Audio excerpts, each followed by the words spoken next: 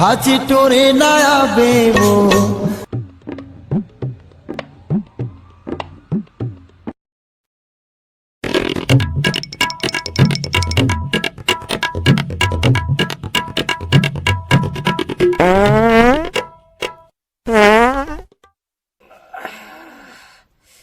दो तीन दिन से परेशान हो गया हूँ यार। साला लेटरिन नहीं खुल रहा है।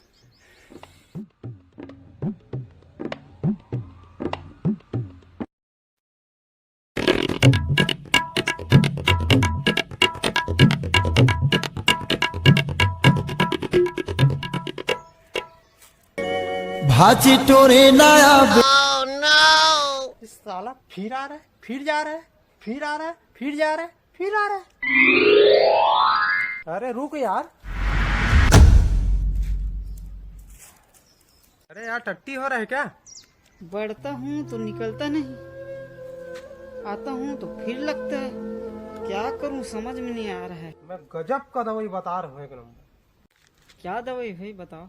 बवासीर के लीजिए वैद्य ऋषि का अर्श कल्प।